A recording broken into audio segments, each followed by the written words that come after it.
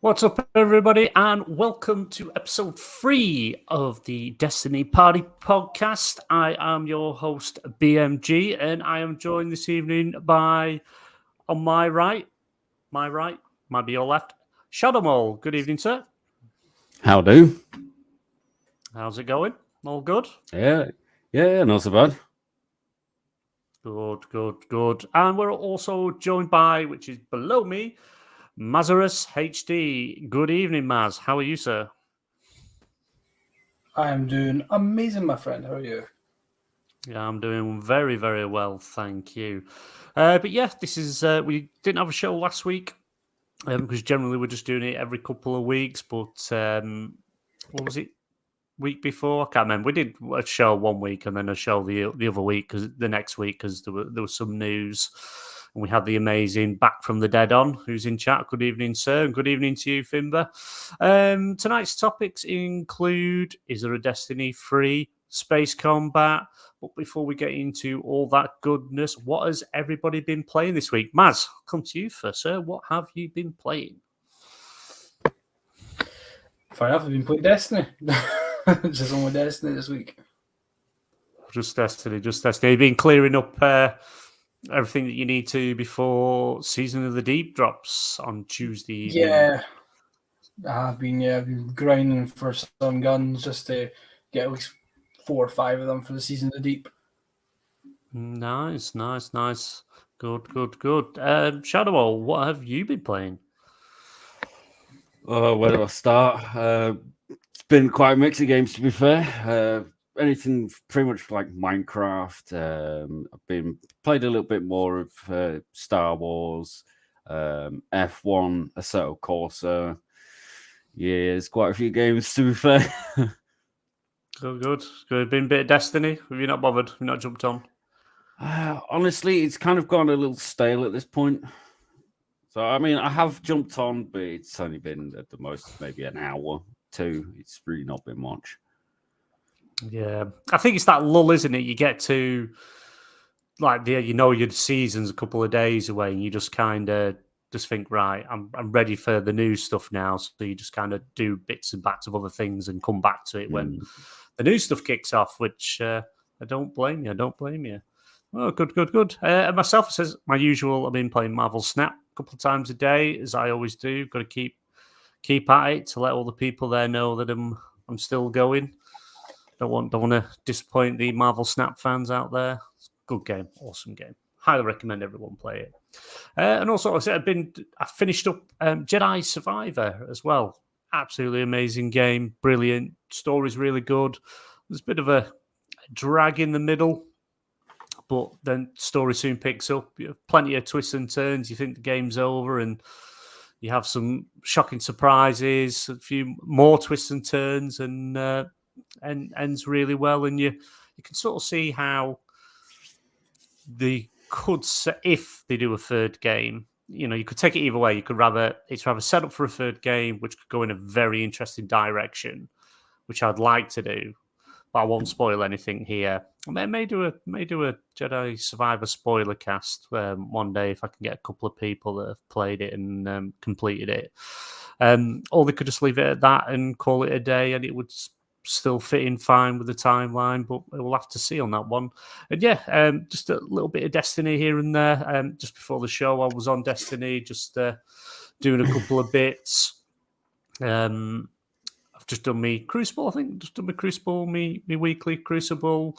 Might after the show, I think I might jump in and just do me Gambit and do me free Nightfalls. Just then I've done my weeklies because I think I'm now, because as I said last show, I started again as a Titan, and I think I'm 18-12 now, so I'm only a couple behind where I was when I was doing Warlock. So if I get these two, do my 2 other weeklies for them, and that should just put me right.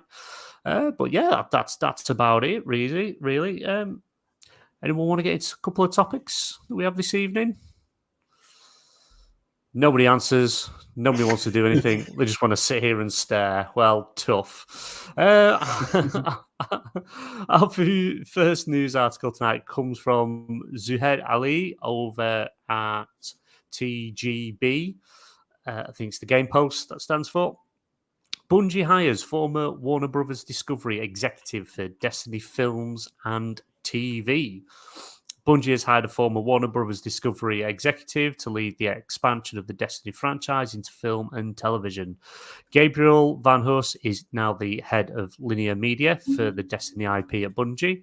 Van Hoos will lead the charge in bringing Destiny to other mediums, including TV, film, books, comics, and more. The move is part of Bungie's strategy to expand the Destiny universe beyond just the gaming world and bring in new fans and audiences for the IP. Van Hoos announced this new position on his LinkedIn profile earlier this week. I recently took the gig as head of linear media for Destiny franchise at Bungie. This new position will work with the Destiny Universe leadership team to create strategy and execute the operations for expansion of Destiny into new media. The post reads, Destiny has a universe worth of stories waiting to be told, and I look forward to connecting best-in-class partners to our amazing creative team to bring them to life for current and new fans. Eyes up, Guardians. What do we think? Maz, I'll come to you first. Would you prefer Destiny be told in a TV show? Would you like a feature-length film? What would it be about?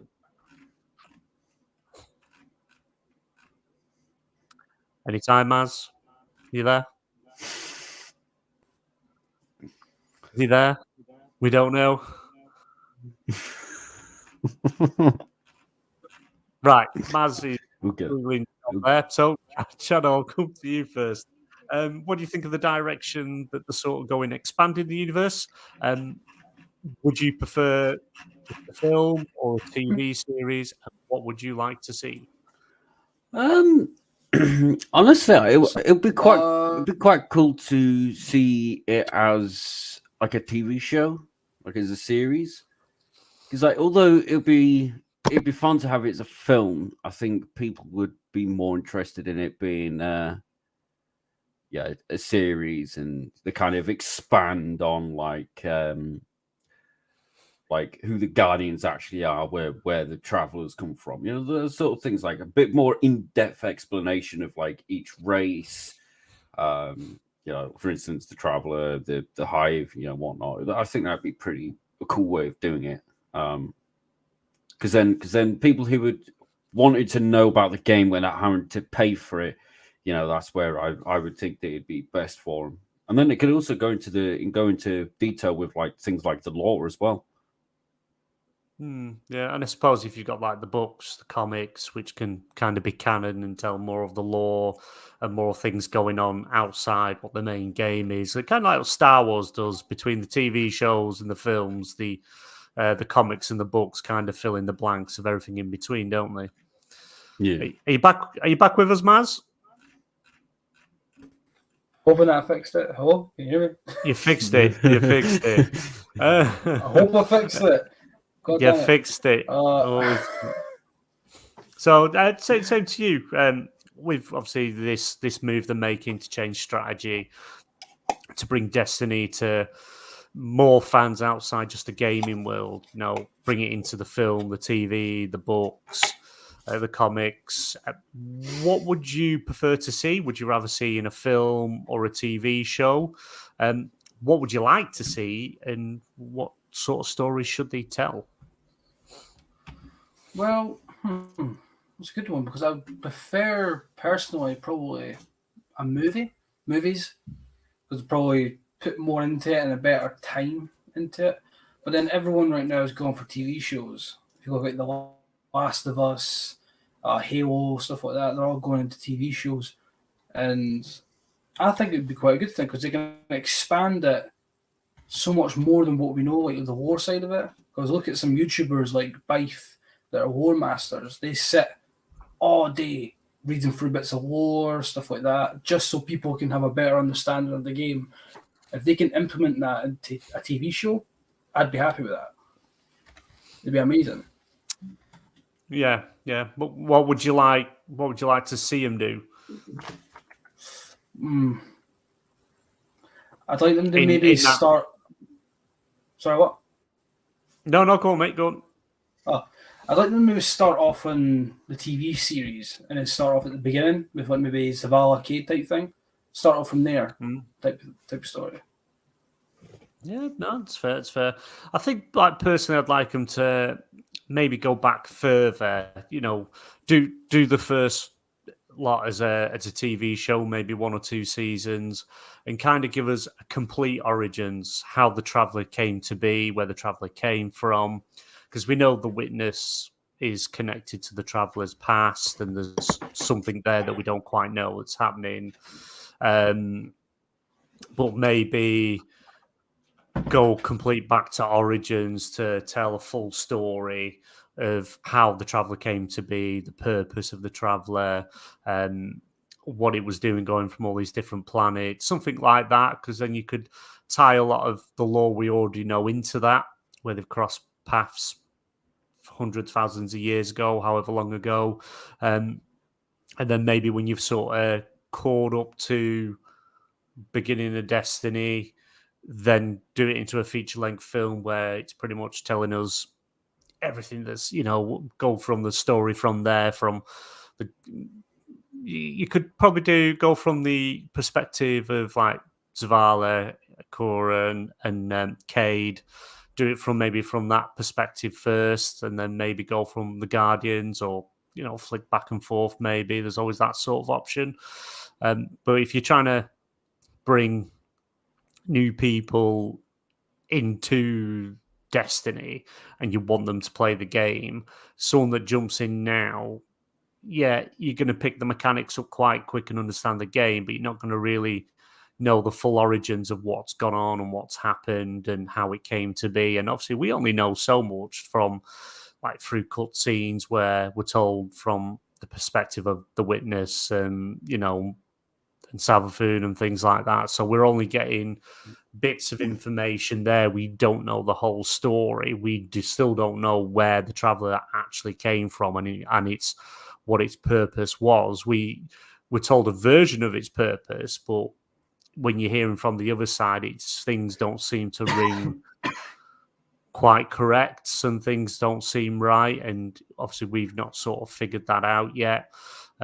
So yes, it'd be interesting to see where it goes from that perspective, personally. But it's all good. It's all good. I'm surprised because like Sony, PlayStation have PlayStation Studios, they have Sony Pictures, but like from reading the article, he's looking at going to be branching out to other businesses and other companies, whether that's just more for the book and the comic side of it, maybe, or maybe get Amazon in to do a TV show. Who knows? But yeah, it's interesting. It's interesting, and it'll be interesting to see where that goes. The other thing I was thinking as well, if they did like a TV series, they could always do it, based around like the Iron Lords, and they're going back to that sort of thing as well.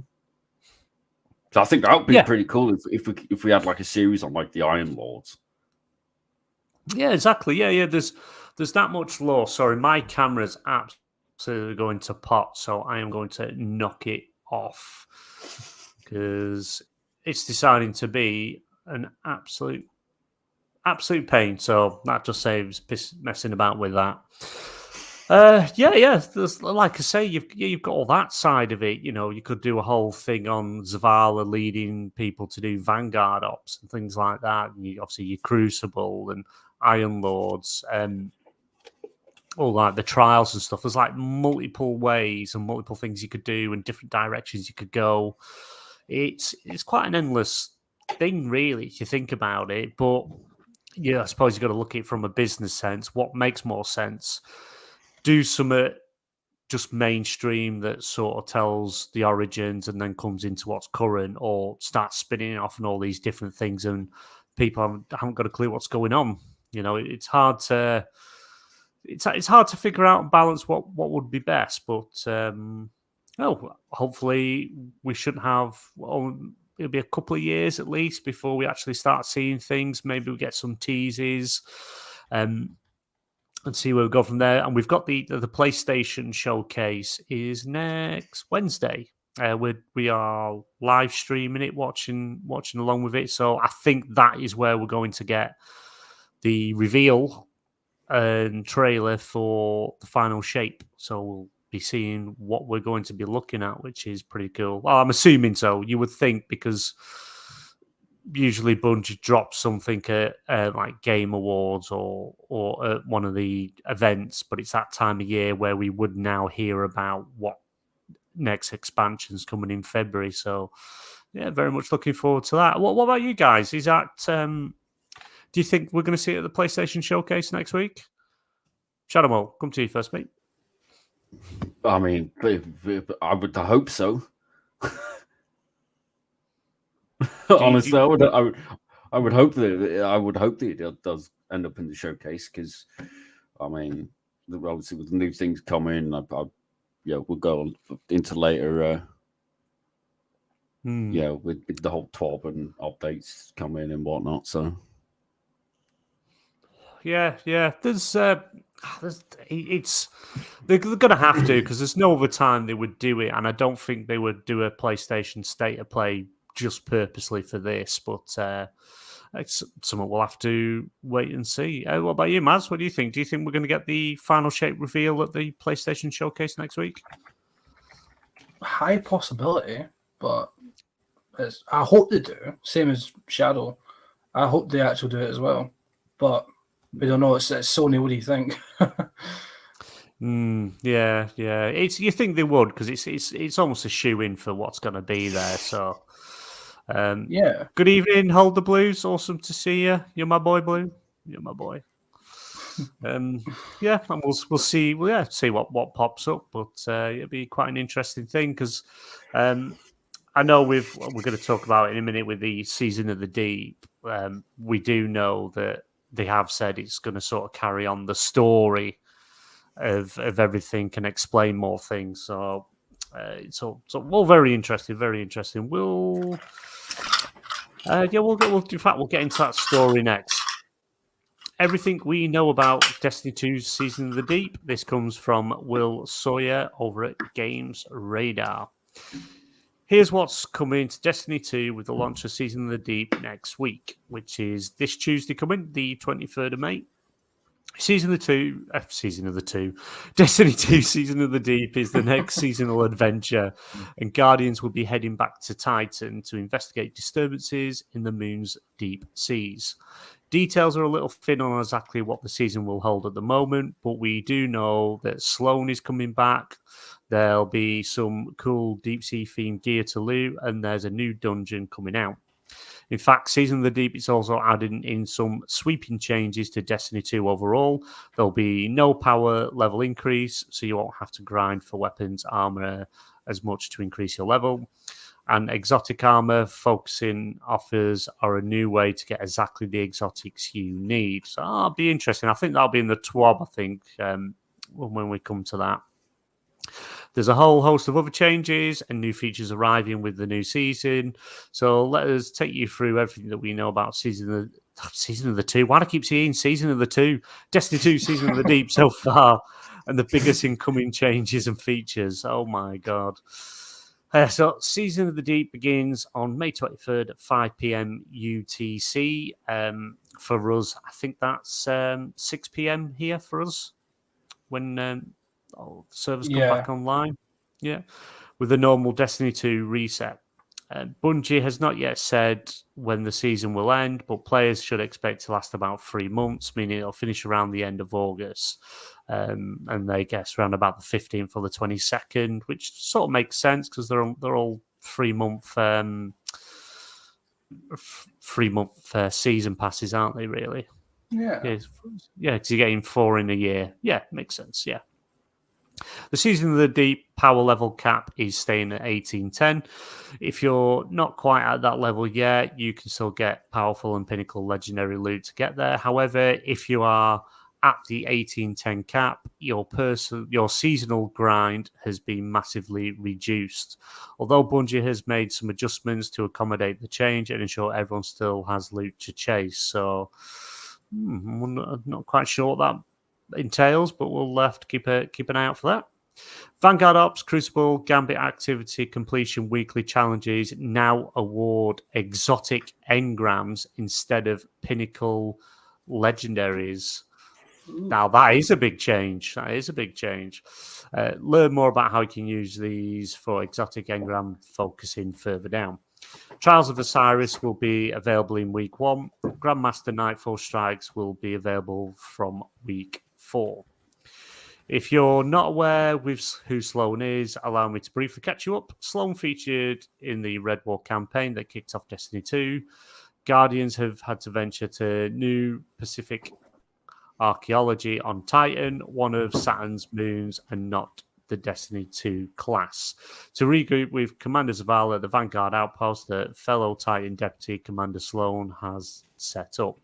Much later, the Witnesses pyramid ships finally arrived in the solar system, with one of them settling on Titan. Zavala ordered a full evacuation of the Vanguard outpost, but Sloan refused to leave and decided to face the pyramid head-on, with Titan literally out of the game since then. Sloan has been presumed dead for the last couple of years. However, she's back with Season of the Deep, calling Guardians back to Titan for emergency support. The teaser image that was shows Slow reefed in a mix of glowing and shadowy fog, reminiscent of Taken, which is obviously not good. Whatever has happened to her, there's a new threat in the methane seas of Titan, so it's up to you to go back and see what's wrong, or perhaps it's all just a siren song luring you to an even greater threat. Bungie hasn't shared any specific details on Season of the Deep's activities, but we do know that Season of the Deep will not have a vendor upgrade system. I'm glad of that. I hated having to do all them stupid vendor things. It was just one more thing wasn't overly keen on, but I know some people enjoyed it, upgrading it, as well as focusing engrams, but I'm glad that it's not there. Like the ones that are being for the normal for the last few years now. It's not clear if a new system will fill the gap or if the focus is moving elsewhere, but Bungie has said that the seasonal teams have been pushing the envelope to create more fresh activities, so hopefully you can expect a few surprises. Bungie has not yet confirmed exactly in what capacity the Titan destination will be returning. It could either come back as an updated patrol zone, a la the derelict Leviathan from Season of the Haunted, or it could be the setting for certain missions, as with Mars in Season of the Seraph.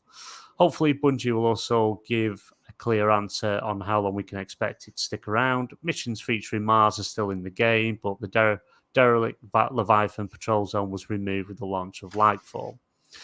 As for the Season of the Deep Dungeon, it launches on Friday, the 26th of May. That would be at 6 p.m. BST, 5 p.m. UTC, with the daily reset. And that is literally all there is to know at the moment. So, with all that said, what do we think to these changes? And how do we feel it, reflecting the weeklies, because we all jump into our weeklies to get that pinnacle gear, to get our level up, which is, we always want and chase. But the fact that they're doing it with exotic, now switching them to exotic engrams instead, and we all know we can only have one exotic weapon, one exotic armor piece, how do you think they're going to be able to balance that out? Because personally, for me, I don't think that's overly a good thing, because I tend to stick to the same exotics and armor pieces. So if I'm getting other stuff, I'm literally going to be breaking it down to, or if it's higher piece, absorb it into something else, which exotics you kind of like to collect. Does that kind of devalue an exotic if you're pretty much just going to be able to get 3, 4, 5 a week, no problem? Shadowmo, come to you first, mate. What do you think? Well, I mean, it's like you said, you only use specific exotics. I'm the same. I will only use maybe 1 or 2, maybe 3 exotics, and then anything else I get, if it's better, it gets absorbed. It's pretty much the same with me. So it's just, yeah.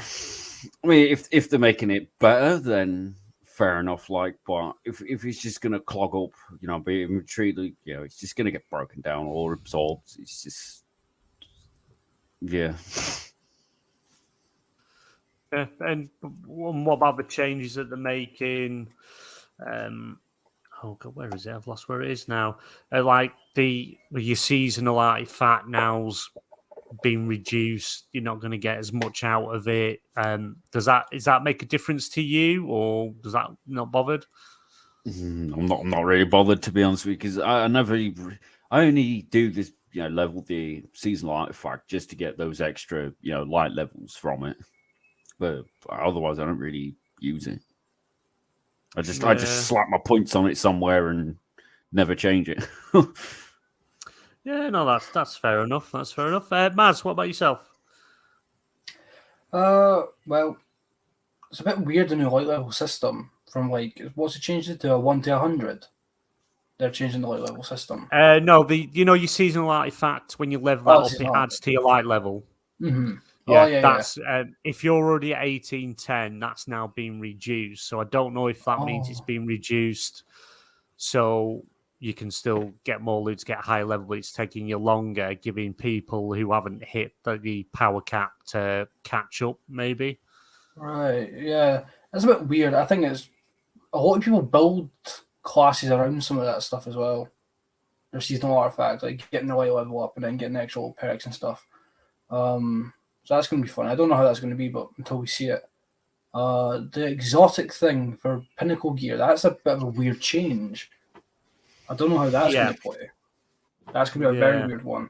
Because I do the same. I mostly play PvP, but when I go do anything else, it's just for my Pinnacles. I'll just go do my Nightfalls, my Strikes, Gambit, stuff like that. Just for the Pinnacles. And that's going to be a weird change. But again, I only use Stompies or something else, maybe the Bombarders. That's about it. Yeah, because I flick between the Ostras, for me submachine SMG, and the Risk Runner, as well as Graviton Lance. So I kind of they're the things I use. It's always Maz. Every show it's Maz. Isn't it? I'm sorry. It's all right. It's all right. Did you just moo? No, I'm muted. All right. I think I'm muted. Sat mooing down the microphone. Oh bloody hell! Yeah. Maz is the moo. Maz the moo. Yeah, I just don't know how it's going to work with the exotic thing, because like the rolls you get in your Pinnacle gear could be, like god rolls and stuff, and with better perks and things in than what you've got on. But just when it's just exotics, though, unless do they plan on letting you wear more exotic and maybe use 2 exotic weapons? Is that what's going to happen to kind of make it more? Yeah, it's probably a good idea they don't. Yeah, because it would break. I think that would break. PvP would be fucked. Oh yeah. Oh no! I couldn't imagine that. That'd be evil. They must be adding maybe gear to high level gear to it. So like for your really, really high level gear, it'll be an exotic, depending on if it's a gun or armor piece. And then any other gear after that maybe be a little bit lower quality, like level quality, but still quite high. They have to do something like that. It couldn't just solely be exotic drops giving you higher gear. Yeah, I just don't know how they're going to do it. Don't make. I don't understand that move to make. That's something maybe you would test, and if it doesn't work, then walk it back. Because I can't imagine too many people being happy with it. No. Back from the dead, hold the blues. If you say still in chat, what do you think to that change with them doing away with Pinnacle gear and it's been replaced by getting an exotic engram for your weeklies? Will it work? What do you think? Or let us know. Let us know in the chat. Right, let us move on. I do apologise. It's not going to be a very long show this week because there's only a couple of news articles to get to. I'm hoping we're going to get a lot more information from when the after the PlayStation Showcase from Bungie, so we'll be able to hopefully discuss more from there. But right, let's move on. A new Destiny 2 survey asks about the addition of space combat, offline progression, single-player content, and more. This comes from Zahed Ali over at TGP. Player feedback is key for any game, especially if it's a live service title like Destiny 2. The good news is Bungie is very active in interacting with the Destiny 2 fans to gather feedback, both on the public end and behind closed doors. We've seen Bungie host several community summits up till now, as well as send out closed surveys to select group of players. Recently, Bungie sent out a new survey to players for Destiny 2, asking them general gaming-related questions, as well as some Destiny 2 specific questions. One of them questions asked in the survey was what new features players would like to see added to Destiny 2 in the future. The question featured in a bunch of options to choose from, including competitive leaderboards, third-person combat, and open-world maps, and more. So the list of the options are below, and I shall read them out. So just give me a second. Some of these may be already implemented, so some of them they're probably referring to improving on. But I shall go through the list.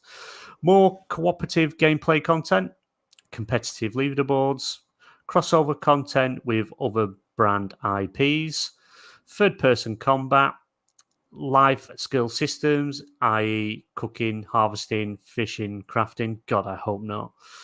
More competitive gameplay content, larger player count activities, like over 6, and 4 for like your nightfalls and things like that. Melee weapons, close quarter combat. We have got that, but also obviously could be improved upon. More open world maps, ways to connect or communicate with others, character relationship systems, i.e., building affinity, unlocking story, player generated content, playable characters, heroes that are pre-made, game modes that incorporate other genres, i.e., tower defense, roguelike, battle royale, offline progression features, i.e., sending characters out to gather resources, ship combat, space battles, strategic, lower paced game modes, more single player game content, prestige system, i.e., seasonal leveling system. So what do we think to them? Do we no Back from the Dead? I definitely don't want to do no crafting and sitting on some pond at the tower where a lake just magically appeared with a fishing rod to fish. That would, and then you've got to eat to stay alive, or your guardian dies with permadeath. Now that would upset the Destiny community. Oof. So what do we think to these different options? Should we go through them one by one again and sort of see what we think? Yeah. Right. So okay, yeah, might as well discuss it. So more cooperative gameplay content. What do you think they mean with that? Do we think that's just more like activities where? Because I know there's just a small number of things where it's you can only do that bit yourself. Does it mean opening it up more for everyone, or do you think they're going to make like more content, like story-based content or seasonal content, where more it's just events. purely than what they've got? Yeah, like not major big events like how we have the Dawning, Halloween, and all that type of thing. Like maybe smaller events. You know how like other MMO type games have small in-game events that last and run maybe a day or two, and then the person with the most points in their area or whatever gets special rewards or something, stuff like that. Yeah. You end up getting extra awards or special awards for doing it as a team. Yeah. Maybe What about more you, Shadow? maybe an emblem or stuff. Oh, sorry. Stuff like that. Yeah. That'd be quite cool. Shadow. Well, yeah. Hopefully they'll do what we've all been asking for Donkey knows how many years at this point. You know, we've only got 3 people doing things. If they're on about like doing more cooperative things, hopefully they up the player count. What I mean by that is like the lobby count. So instead of having 3 people, we have 4 people, which helps some things like the dungeons, for instance. You know, Oh yeah. Because that's one of the things that us 3 have been complaining about for a long time. Me and you, especially BMG. Yeah, we've been complaining about it for a very long time. About just 3 people not being enough to do certain things, like dungeons, for instance. Yeah. It would be because, like I say, clans now are getting bigger and bigger, and there's more people. More people want to play. Maybe they can implement something where the more you say you can have a maximum of 8 guardians in one run, because I think more than that, I think you're really going to struggle in an instant, as well as obviously the enemies and the environment and the world loadout. I suppose you could say 8 guardians, but base like the difficulty or the enemies, or automatically adjust the game depending on how many guardians you got. So if you've got 8 guardians in a run, you're going to be working for it. I understand like the other content, like your Vanguard strikes and stuff like that. Have it at 4. 4's just a right number. 3. It's been free for God knows forever, and Since D1. Yeah, and it's just most people. There's usually 4 people, so maybe put it to 4 or 5, but adjust the difficulty on the depending if there's 3, 4, 5 of you, adjust the difficulty for it to fit that would make more sense. A lot of games do that now. Yeah, There's a lot of multiplayer games. There's one game that I do especially like that does that allows you to have 4 people. It's the Division 2, and it scales depending on the people's levels, like the player's level. So if let's say, for instance, you've got somebody new to the game and somebody who's been playing the game for many years and a high level, it will scale that lower player. It will actually temporarily bump their level up. Yeah, to actually help them with the game. Yeah. And then but it's kind of in a weird way though. Yeah. Same concept, but slightly different from like other games, like The Division, for example, as you said. Yeah. They could. I'm sure they could figure it. And now they've got the backing of PlayStation and Sony. It's sort of maybe they can have the resources to look more into that. And obviously, next one's probably a no-brainer. I think, especially if you're a PvP player, it'd be a no-brainer. I'll just get the comments we've got in chat. Back from the Dead would personally like to see 12-person raids, which, God, even with the players you've got now, to me is absolutely crazy. So I think you'd have to have a well-oiled machine to keep all them guardians intact and doing what they need to. But it'd be just cool to see. Competitive leaderboards. For PvE, if you're just playing Destiny, is usually as like I'm mainly PvE with same as Shadow. I don't think that would really relate to us, but from a PvP point of view, Maz, what is that something you'd like to see, and how do you think they would even implement something like that? Oh, they'd have to do it off of maybe, let's just say, different categories. So they'll have the main, like, who has the highest score in the world type of thing, or in your region, which most other games do anyway. Then they'll have it for separate things. So there's competitive, there's casual, and there's trials. So, and also Gambit, if you think about Gambit having a competitive style to it. They'd have like who does the most flawless runs in a week, then who has the most flawless runs ever, who's the best sniper, who's the best shotgunner type of thing, like different types of aspects you can click on for their board. It would be amazing. It just push people. All right, there's my clanmate or there's my mate there. Oh, he's above me. Oh, I need to get above him. It just brings that extra competitiveness along with each other. It makes it fun. It'd make it a lot more fun. I'd love to see that. So is it Would it be better for more if you're in a clan and just on a clan, or would you rather see it based on everyone playing and where you get on the actual world leaderboards? Yeah, I'd say for like everyone, yeah, it'd be good for like a world leaderboard to happen. It'd be very cool. But then also for clans as well, because all are all competing against each other to get to the top of the leaderboard for your clan or for in the clans section. That'd be amazing. Who's the best clan? Who's the highest PvP clan so far? And then also the people in your clan, who's the highest in your clan. It'd be really fun. It'd actually put a lot of people together and play against each other even better. Yeah, a lot more competitiveness. Yeah, it'd be quite. Even clan wars would be a good idea. Yeah, I was just about to say that. Like a clan war type thing. Yeah. So like crossover content with other brand IPs, they already do that. You know, we've seen Destiny's turned up in Fall Guys, and Assassin's Creed's turned up in Destiny, and Destiny's turned up in Assassin's Creed. So they're already doing that. So we already know how that works. But I don't think that's a really big thing. I don't think people are very wowed by that. It's cool seeing some of the stuff you get, but yes, we can skip that. Third-person combat. See, I know we already get that with swords and stuff like that, but I like playing games third person. I don't know if I would play Destiny in third person. Would either of you play it in first person? No. It depends. Destiny isn't the game for that. Like Shadow, you'll agree with me on that. I think it's not the type of game for third person like that. No, it's really not. I mean, if they could implement it in such a way that it does work, maybe.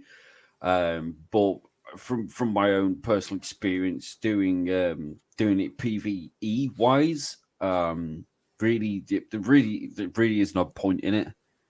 Because like the AI is pretty dumb anyway, so you could run around a corner and punch them in the face, and they'll still be oblivious to you. You know, so having it third person wouldn't really make much of a difference. Yeah. From the little amount that I have played at PvP, I have noticed that people do use things like the swords to see around corners so they can protect themselves. But that'd be really the only place I would see third person really being implemented. Maybe even into Gambit. Yeah. But otherwise, in the actual PvE side of the game, it really wouldn't work. No, yeah, I have to agree. So I was having to think about it, and I was like, yeah, no, maybe not too sure. But no, I think we're all in agreement on that one. It wouldn't really fit Destiny. Depends on the game. Yeah. Muppet, I do see. I'm a guardian. That's all you need to know. I am a guardian. That's all you need to know. So you don't need to cry and eat chocolate and crisps. But cheers for popping in, my friend. Right, next on the list was life skill systems, and this is the cooking, harvesting, fishing, and crafting. I hate that idea. I don't. It's like I've played these games where you've got to scrounge food, where you've got nothing to try and survive to eat. And I understand that sort of realism. You're in the middle of nowhere. You've got nothing. You've got to craft and build stuff, but that's not Destiny. That's not what Destiny is. And that to me would just sound so tedious. I mean, maybe that would they'd basically just be bringing Sea of Thieves to the game at that point. Yeah, crafting weapons. Yeah, I think crafting weapons would be a good thing. Where maybe you could, you get some blueprints, whatever. You could mix and match a couple of bit of different weapons, not to the point where it'll break the game and make most guns obsolete. But you could build a unique machine gun, or trace rifle, or pulse rifle, or auto rifle, something like that. Sidearm, you could customize it more, maybe have it look different so everyone can have the weapons looking a bit different by crafting parts, by doing story. That I could do with, and same with armor. But Oh no, all cooking, harvesting, and fishing. That just does not sound fun.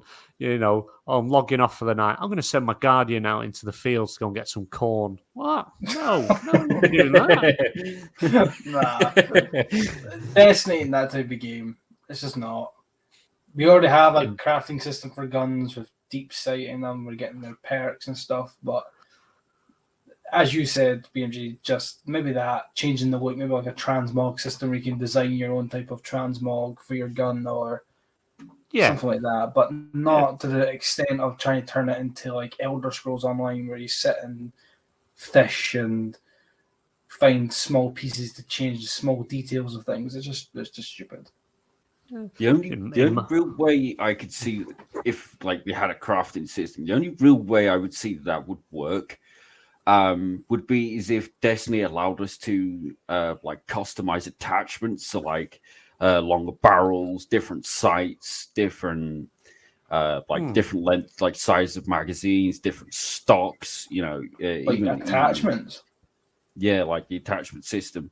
That's the only way I could really see a crafting system working. Maybe adding like finding bits of bobs for the armor, like extra bits and pieces just to make it look that bit more awesome. But as far as fishing goes, Destiny 2 is a very fast-paced, quite chaotic game.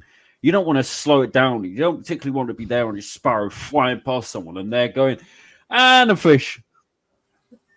And I've caught a fish. Yeah, it's just, it would just be pointless. We're not wanting to slow the game down. We want to speed it up. We want it more chaotic. We want faster paced gameplay. Yeah. We don't want to slow it down. I play a Titan, and I don't want to log in each day and your Titan, while he wasn't saving the universe, went out and did a spot of fishing. He's brought you 6 kippers back, and you can now convert that into glimmer. It's like, what? Shit like that. If a Titan was fishing, I don't think he'd be using a fishing rod. I think he'd just use his fist. Yeah, and he's higher intelligence. Yeah, punch the water and all the fish die. Punch water. My Titan's an exo. I'd rust. Oh yeah, that's the thing as well. That's the thing as well. Like if there was a food system in game, it won't work because everyone would just go as an exo because the exos don't need to eat. They're robots. They don't need food. Well, they might. They have to recharge. Yeah, you have to find a plug-in for an evening. Quick, God, now you're making it sound like. Now you're just making it sound like the exos are bloody Teslas. Yeah, where's the Tesla port? That's what you need. Yeah. Super punches the ground and hold on a minute, guys. I'm gonna be back. I'm just gonna go and find myself a recharge point. Plug in. Yeah. Oh, I'm gonna go. You go. You set. The Titan sat there in the boat. Hopefully, it doesn't sink because the big hulking things. And you've got your, Warlock is there, fanning it Zen. Hunter's there with harpoon. And and then back from the dead, the Titan thunder crashes the sea, electrifies everything. Everything's fried and killed. It's like floats at the top. It's like, what's the fucking point? Oh, Jesus Christ! Yeah, no, that just isn't going to work at all. But I can imagine Tesla charging points, and you've got to require a cable that you've got to plug into your ass and then plug into the wall. They carry around a big massive battery pack. Yeah. Sorry, guys. I'll catch you up in the raid. I'm just charging. Jesus. Oh, my God. What's next on the list? More competitive gameplay content. Again, Maz, this is probably more for you because you've got with Crucible offers a number of options from like King of the Hill, the flag, but hold the areas, free for all, 6v6, and obviously then you've got which I don't mind playing is Gambit, which is your PvE VP side of it, which is quite fun. What else would you like to see competitive-wise content? What could they do different? Because the PvP side more than me and Shadowmore, so this is more for you, I think. Maybe like some more modes, maybe like gun game, for example. Just add silly things like that, and then for the competitive side of it, maybe give you like a special weapon each week, like a really good weapon each week with really high perks. Everybody could kind of get if they're lucky enough to get to a certain level, or if they get to like how trials is like a certain amount of wins. You know what I mean? Like something like that. To be fair, it'd have to really go on modes then, because we have trials, we have competitive, and competitive has maybe Rift and how trials is right now, just get so many kills and take away their lives type of thing. They'd have to add maybe some more modes to the game to make it more enjoyable, not just for PvPers, but for PvEers as well. If they add the like gun game to the, I'm using gun games as an example, if they added gun game to the Crucible, they made it with exotics, so it was a bit funky. Just makes it stupid. It'd be have a blast. It'd make it more fun. Competitive wise, I think we're fine right now for everything competitive wise. They don't need to add any more. It'd just be too complicated for people that are new light. They're like, all right, there's competitive, there's trials, there's hopscotch, there's jump rope. Like, there's too many modes for them to go do. Yeah, wait, just stupid. Did you just say hopscotch? Hopscotch. Yeah, I was taking the mic. Yeah. Right. I thought that was an actual mode in compare. I was like, wait, what? Fuck yeah. Everyone runs around with fish slapping each other. I bet you've just fished out of the one watering hole that's in the tower. Everyone stood around this makeshift pool around the triumph tree and fucking getting fish to slap each other with. Oh, Jesus Christ. That would probably end up being a mode, wouldn't it? Darts? Competitive darts. Yeah. There's an emote. Turn the farm into like a really crappy bar. The witness is about to, do whatever he's doing. The traveller taking out the universe. Let's go for a game of darts and a couple of beers down at the farm. While we fished for our trout, the tea. Fucking hell. Well, Exo Titan in the corner, but he plugging his ass in to charge for an hour. Oh my God. Fucking hell. Oh, Jesus. Let's just take a break from the, saving the universe. Yeah, we'll go with beer, mate. I need to charge. Sort the rest of the universe. Beer's more important. Whilst I'm drinking that beer, I'll plug my ass in. Run out of charge or seize up and Dorothy comes with Toto down the yellow brick road to fucking squirt some oil on me. Fucking hell. Oh, man. Shit, mate. Oh. I tell you, if they announce some sort of Tesla fucking tie-in thing, I'm fucking deleting my Exo and starting somewhere else. I ain't doing that shit. Fucking. Oh, no. Oh, jeez. Right. What's next on the list? Next one is obviously the larger player count activities. 6 or over. I think we sort of talked about that one, didn't we? We want to see more players, so we don't need to hash that again. Melee weapons, close quarters combat. I would say, and it might just be me, but I think the way the glaives work and the swords work, I think them mechanics are absolutely awful in Destiny.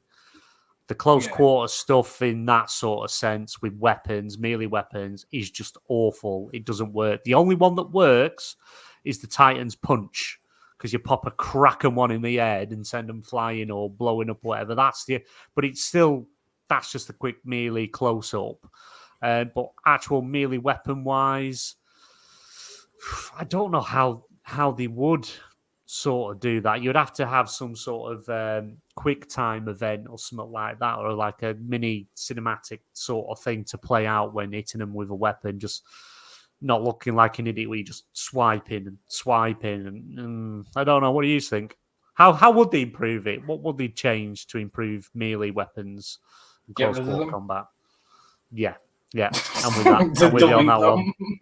The only way I could really see that they would improve the melee weapons was we've got this 3-tap system in place where it's obviously 1, 2, 3, and then there's like a short break before he starts doing it again. With something like the Vexcalibur, You know, that is an awesome. I'm not gonna lie, that's like the only melee weapon I actually. I won't even use the punch anymore because I'll just use that. But like, I was waiting for them to talk about that gun. You know, but they're like with when it comes to that, like remove that dumbass 3-slap system with it, and just let us just constantly go, just constantly melee. You know, yeah. If it was like competitive side of it, yeah, you'd probably have smaller maps and you know, just let people go ham on each other. You know, but PvE wise, it'd probably only be against the Scorn, seeing as though they're very melee based anyway. Yeah. The only sword I've ever liked in Destiny, I don't like the glaives. I've got the Excalibur. It's only because it's got a cool name that I've kept hold of it. But I don't like glaives. I don't like how glaives work. I don't like they're just too slow, clunky, close quarters. Just doesn't seem to sit right. The only sword I like and I still have is Black Talon. And not for close quarter combats because it just fires them blade things off, and it works better the way the sword moves. It fires correctly. The other ones, you know, I've got a glaive. I know. I'll just hold it up like a rifle and then blast them out. It just doesn't make sense. It's fucking stupid. It's a glaive, like what? Shit! It's kind of fucking hit me. It's kind of pointless. You know, it's kind of pointless having a glaive, which is supposed to be close quarters, and just allowing people to just shoot from it and sit like just sit 200 or 300 meters away from the combat and just shoot enemies with it. It's just we've got rifles for that, we've got snipers for that. We don't really need that coming out of a glaive. The only way they can make a glaive weapons fun if they have a unique fighting like strike pattern. That each glaive have a unique way of doing it, like instead of doing that stupid 3-tap, 1-2, and then one heavy attack, maybe you can spam a couple light attacks, then one charged heavy attack, like maybe charging up a big swing or something. That's the only way they can make glaives fun. I don't think glaives are fun. I think they suck. The only way glaives could be more fun is if they had dismemberment. If you could chop limbs off. That would make it so entertaining. Like I would enjoy. Finisher. Yeah. I know why you've said that, BNG. That's because of Star Wars, because they've just brought the dismemberment into that, haven't they? Yeah, but you can't chop heads off, though. You can chop half their arms off or half a leg off. You could chop it. You could cut them straight up the middle. I've done that a couple of times. I want it. Killed them. Yeah, but not to stormtroopers though. Not to stormtroopers. You can't. You can do it to other creatures and things like that, but stormtroopers you can't cut in half. No. Yeah, it's just their arms, isn't it? That's a Disney. It's a Disney thing, is that? But yeah, I'll be cool. Leave fucking Disney alone. Leave him fucking alone. They're doing some good stuff. They're bringing me a new Indiana Jones, which I'm going to go and see in the cinema at the end of June. I'm so excited to see the new Indiana Jones. Yeah, you get excited for a new Mickey Mouse. Going to borrow the wife's whip and hat. Leave the boots, though. Oh. Leave the boots. You take the whip. Oh yeah, definitely. But what if they confiscate it off me? That's you can't bring that in here, mate. Yeah, because my problem is I get that excited. I'll be like stood up and then whoosh, fucking old people sat in front of me getting done for whiplash, Man goes into cinema with a whip. Oh, Jesus. It'd be great on the local news, that. Yeah. Oh, yeah. Took his hat off and blinded the cops. Yeah. Trying to swing off the lamppost, with a whip. Oh my god! Watch out for that tree, George. Yeah, but with the close quarter combat stuff, I like the finishes. I think they've kind of got the finishes down to a T. The only one I use as Titan is the Superman punch. I just love the Superman punch. It's just so fun. And if you're using arc and you use it, it just sends electric shocks around to any enemies that are stood round as well, which is quite cool. But if melee, I think melees could be worked on a bit more. Because what all like Warlock, what do? They just put the hand up and like go, stop. He's like slapping the chest and palm your chest. You know, they could improve in that way, I suppose. Right, what's next on our list? More open world maps. To me, it's a bit of a tough one. I like the map sizes. I think they're all right. Maybe ones that are a bit more close knit, they could maybe make a bit bigger. But when you start especially in a live service game, you start making them even bigger, and then you're not populating it enough or having enough reasons to go and explore, whether it be lore wise or gear or stuff or things roaming. You'd have to kind of improve upon that, because even like you go to Cosmodrome, or you know when you like doing the new light bit, the clusters of enemies in the exact same spot, and there's only like 4 or 5 of them, unless you're doing an event where they drop more in. Would you prefer bigger open world maps, or are you happy with what they've already got? Would you like to see something different? I'd like it as it is.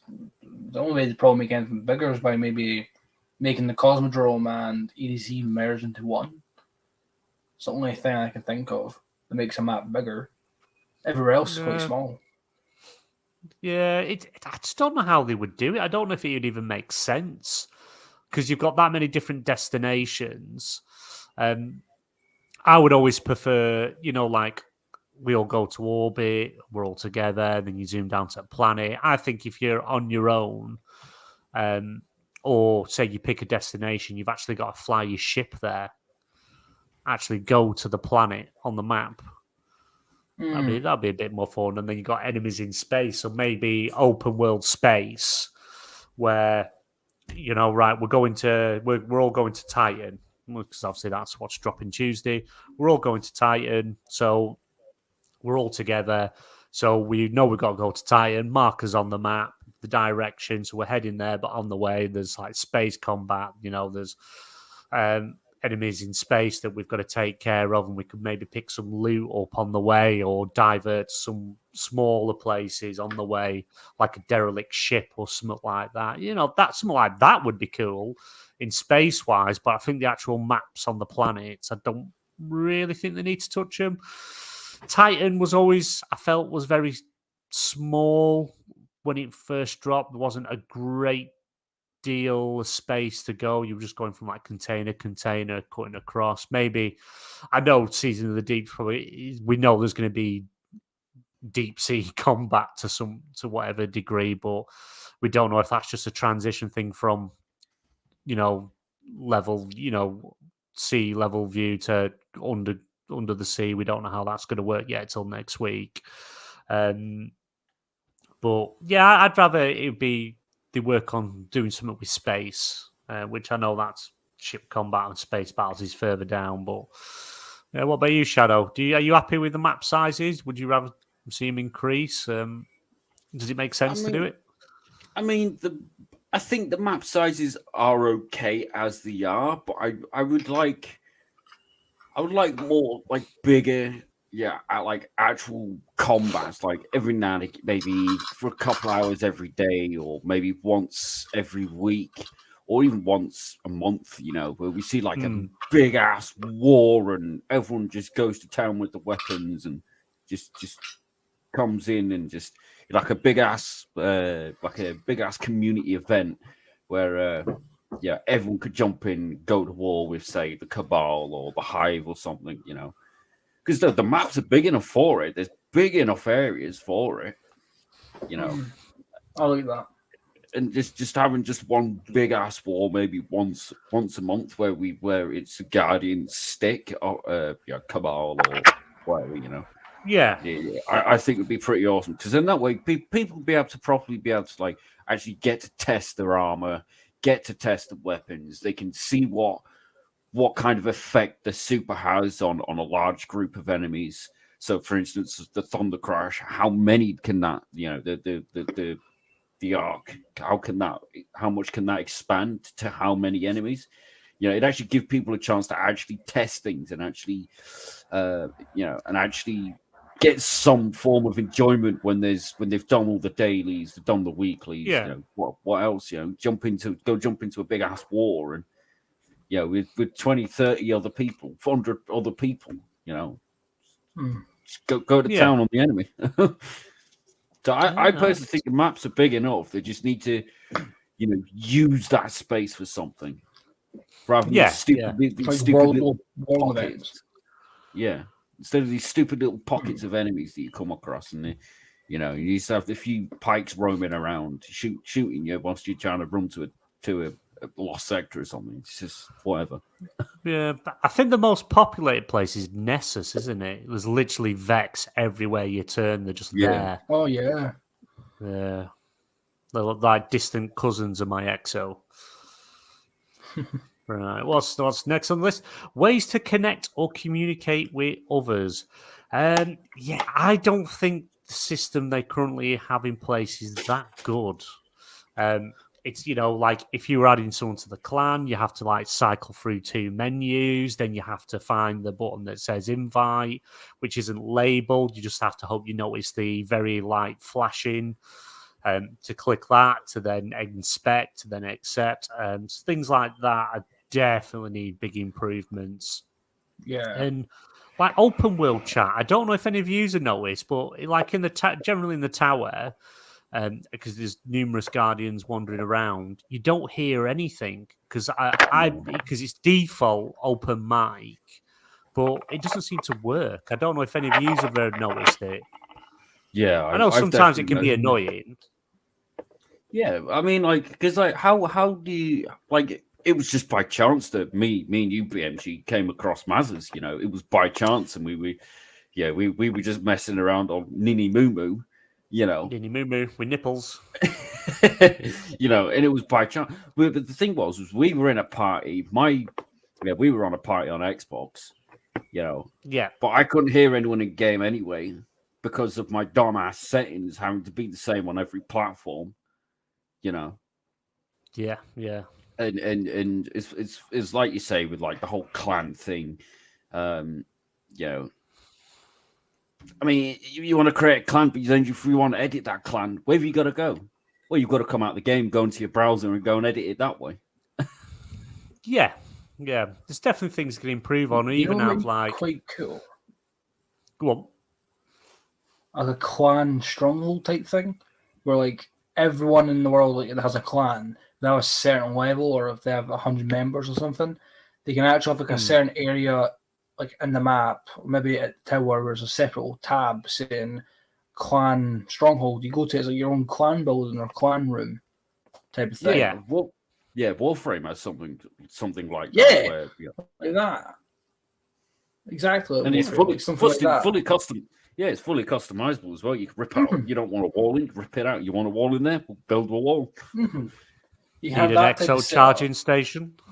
A Tesla port. Yeah, there you go. Right, but something like that. Just be like a toilet, wouldn't it? It would have to be if it'd have to be a charging port toilet where the Titan's just sat there reading newspaper. Oh, what are you doing? Just charging my ass. Titan's reading. God, that's a fucking stretch. Yeah, but I'm an EXO, so I'm like a robot. So it's like I'm super intelligent anyway. Just update, fair enough. Yeah. Never got why all the ones that are on when you're on. Oh, God. Geez, what the hell's the name of the planet for Beyond Light? Europa. Europa. Oh, that's God. it. I was going to call it Europe. Europa. And you go into the breakfast lane, and they're all just naked everywhere. It's like, what the fuck were you all having some sort of giant orgy or something before, buddy? No, I don't know. But I suppose something like that, like some sort of base, and maybe there's a lot of games that do it now where if you're in the clan or in the whatever sort of group or whatever, you can post messages so everyone gets notified when you've posted something. I know we have a Discord where we post for doing raids, dungeons, and weeklies and stuff like that. But there's a lot of people in the clan that aren't in the Discord, so you could post something there for the clan to say, looking for X amount for a raid or something like that. So the ones that are online can sort of say, "Oh, awesome! I can join that." Yeah, definitely big improvements they need on that side of it. I must agree. Yeah, that's solve the clan issues. Yeah, it would solve a lot. But the world issues, like when you're like as you said before, in the tower, where I tried to talk to people through mic, nothing. Then I tried to type in the tower chat, nothing. It's like there's an issue with some like what we had with Shadow, where I couldn't hear him at all for ages because of his settings. It could be the same for people that are at the tower; they can't hear anybody, or they can't type to anybody because they don't have their settings set to the correct thing. You know what I mean? Like it just ruins it for people. And then they go to Discords, and then there's people that don't talk in Discord, or they're just rude. Yeah. Back from the Dead says that's what the Destiny 2 phone app is for. Yeah, that is an option, but you shouldn't really need that while you're playing in game or anything like that. They should add something in game that's better, that works better than having to open your phone up, open the app up, and doing it through there. There's I think there is ways and means they could improve upon this and things that they could do different. But it's good that they're showing interest in these things and getting feedback on them and what people think. They didn't ask me. Well, hey. But like that's the thing that ties into what I was saying earlier. People shouldn't have to be going off of the console or off the PC or off the game to go onto a different device to say, "Hey, does someone want to come play this with me?" No, they shouldn't be. You should be in the game. You should always stay in that one game. Yeah. If you're playing that game, you shouldn't have to leave that device or whatever to go and speak to someone halfway around the world. Otherwise, if they want to come join in a raid, no, you shouldn't have to. Or go in a completely different app. It should be built into the game, and it should have been there from day one. Yeah, or even it should just excuse my language, but it should just fucking work. Yeah. But you could even have you see people's names above their heads, below their heads, wherever it is. When you're in the tower and stuff, maybe you can pick icons like looking for group, looking for clan, do not disturb, things like that. Or even a little pitch show there's a live mic so you can speak to people. Like small things like that they could introduce. It's just like quality of life improvements, isn't it? Yeah. And when it comes to like with the in-game text chat, you can even put like a little speech bubble above the head to show when they're typing, and then it pops up with the actual message above the head. So you know who the hell it is talking. It's a standard thing. Mm-hmm. Yeah, things like that. Yeah, they could introduce it. Yeah, so there's a lot of quality of life stuff they could do with that. I don't think it's anything that's going to be an easy fix to sort out. I think it's going to take a lot of implementation, changing things, because obviously you've got cross platforms as well as cross generation. So you've got to figure out a system that works across the board. Or even strike a deal with Discord to sort of put a special thing together for it. And who knows? Right, let's move on. Yeah. Let's move on to the next one. Character relationship systems, i.e. building, affinity, unlocking story. So you're telling me I can smash Banshee if that gets added? Oh, yeah. I see this nice slim EXO stood against the wall, and is that a new bolt you've got there? Or are you just happy to see me? Shaq's is getting clapped. I just in. I want to build my relationship with you, Maz. Here's a fish that I just thundercrafted. Fish all over there. It's a whole bit spicy. 5 points. 5 points. Way. Turn into the Sims. Stop. Zavala kind of rub your head. 10 points and you create a half EXO, half fucking awoken baby. It just starts screaming, "Kill me!" Yeah. I don't know how you would. I don't know. It just that seems something that's definitely not needed in this I know game. what they're trying. Yeah, I know what they're trying to do, or what people have asked for. That's very MMO. That's very MMO. That's very Elder Scrolls BDO type stuff. Like, you only do that if you're trying to get a unique item. But in Destiny, you earn all that stuff by either doing an event, doing a quest, doing a strike or whatever, and you earn the weapon, or even world drop. Yeah. The only thing I think of is maybe you get maybe a discount on enhancement cores or whatever, stuff like that. But other than that, nah. Yeah, I don't know. It's a bit of a tough one, really. I don't know how. I just don't know how they would do it. If I'm honest, I just don't think it's a system that would fit. We're literally defending the wall, defending everyone, being told what to do, and doing what we can to save the world, pretty much, or save the universe, galaxy, whatever. And then on the side, you see some nice, good-looking cabal stood there, shining the gun, and you're just like, how you do it? Here's a fish. I just thunder crashed from the fucking fish hole of the fucking tower. Oh, You don't need to worry. You don't need to worry about the universe anymore. Nah, sod that. I'm worried about my girlfriend. Plugging her ass in. Oh god, no! If it's a cabal, they can break your pelvis. Jesus Christ! Oh.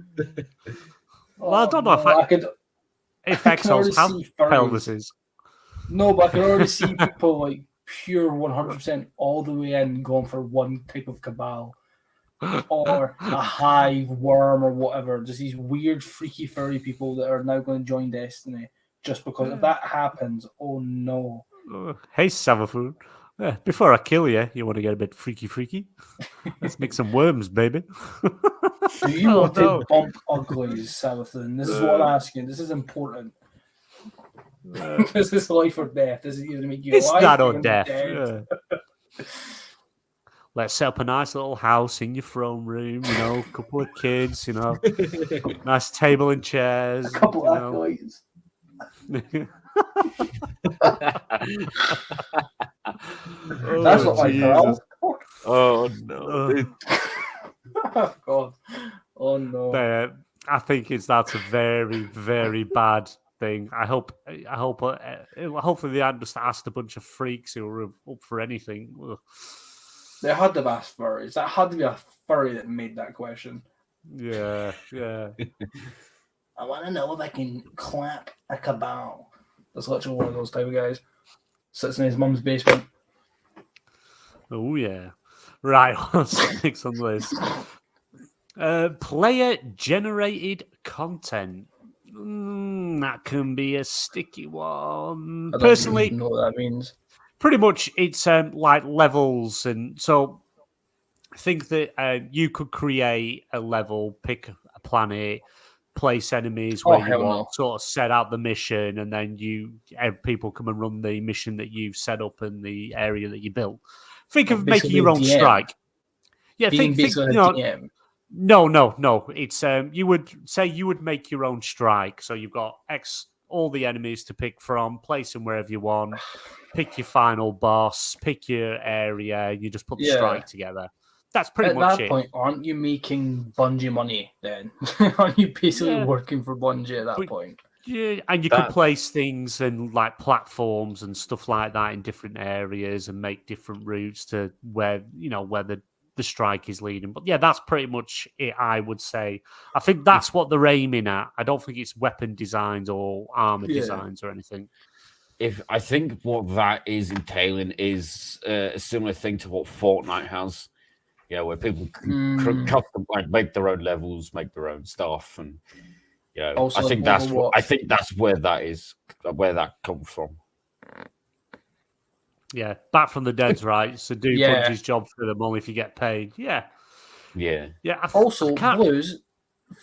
Sorry, quickly, Blue. You didn't beat my ass. If you remember correctly, you had the same loadout as me, and that made me love you. So simple. Well, it doesn't technically say he beat your ass. It says he wiped your ass on PvP. So it's like he was sucking up to you by cleaning your shit up as you were playing. Kissing my ass. No, we That's literally how- had the exact same loadout. That was the funny thing. I don't think he was wiping your ass on PvP. I think he was plugging your ass in on PvP. You literally had the last word. We had the same shotgun, even the same exotic helmet. It was really funny. We had the exact same loadout. We just constantly kept fighting each other. We forgot about the game mode. I think it was control. We just kept fighting each other. It was just funny as hell. You're my boy, Blue. You're my boy. Right, what's next on the list? Playable characters / heroes pre-made. I don't, because What did it mean by that? yeah, it's a bit vague, is that? Because we make characters anyway. Does it mean players maybe like it's like a special arena or special levels where you could play as Zavala or Ikea, Ikora, and IKEA. you know, or IKEA. even Cade 6, you know, and in like special Legends. areas and things like that. Yeah, something like that. Do something a bit different. Sorry, go on, It'd mate. be interesting. It'd be a weird mode. It had to be a game mode. Yeah. I mean, that sounds. If it was like a heroes versus villains thing, so what, like PvP style, PV style? Is it like what Battlefront has? Well, Battlefront 2 has, but the heroes versus villains. But what is it like that? Oh, I mean, without knowing exactly what that is, there's not really much you can say about it. Or even skins, maybe. Maybe they could do that. You could get a Cade 6 skin and do it that way. That'd be For cool. Honor type of thing. Because in For Honor, I don't know if you've any played For Honor recently, but they'll have skins for maybe certain heroes like Warden and the Raider. There's like hero skins, and there's game modes where you'd go fight that character that had that skin, and then you could buy the skin after and customize your actual character as that person. Yeah. It's a bit of a vague one, is that? Because it doesn't really say how they would do it. Right. Yeah. This next one's interesting. Game modes that incorporate other genres like tower defense, roguelike, or battle royale. Nope. No? None? No. I don't like battle royales, really. No. Don't like. I mean, roguelikes. That's like Dark Souls type of shit. Yeah, I like the tower defense. I would like where you say it's like you can have a maximum of 8 players. You're in the tower or the farm. Farm will probably be easier, and you've got to build up the defenses while get intervals of enemies attacking. You've got to see how long you last. Yeah. That would be quite fun because then it's teamwork working together. That I would like because I do like some tower defense games. I mean, if it was a clan castle, that as well, or a clan stronghold, that would make. If it was someone like tower defense, I would rather see that as like a Destiny 2 tower defense on my phone. Where I could sit in my bed or on my couch or something and play it whilst I don't know, whilst I've got a phone or something. You know, that be where I'd see the implementation of a tower defense, but not actually in the game itself. I don't think it would garner much attention from people. But again, because they're dealing with the weekly events, daily events, things like that. It'd be something fun that you can do, when everything else has been done. But usually when I've done my dailies, weeklies, I'll bugger off to a different game. Yeah. But if you had you could have clan wars where, like you say, as Maz says, everyone can have a clan stronghold, and obviously you can't just attack anyone. You'd have to, you go into the game mode and obviously join another clan, and then you've got clans on opposite sides. One's attacking, one's defending, and you switch 3 rounds, maybe best out of 3 or best out of 2, whatever. That'd be quite. I think that'd be quite fun. That'd be quite interesting, and it would make the game give new life and a bit of fresh into it. Do you know what I think they should do if they were going to do that sort of thing? What? Rocket League. Rocket League? You do Rocket League on your Sparrow. Nah, just Oh my bring God. back Sparrow Racing. That's all we need. Yeah. Oh my God, I love Sparrow Racing so much. I can't even go straight on a Sparrow. I crash onto every little thing that's in my way. It came in Destiny 1, and I do not know why they never brought it into Destiny 2. It was such an amazing game mode. Honestly, it made you want to wait till Christmas and play that game mode. And then they made it so everybody could play it whenever. And it was just, it was orgasmic. It was amazing. It's such a good mode. No. I don't like how the Sparrows and all that work. I think that they need a lot of improvement.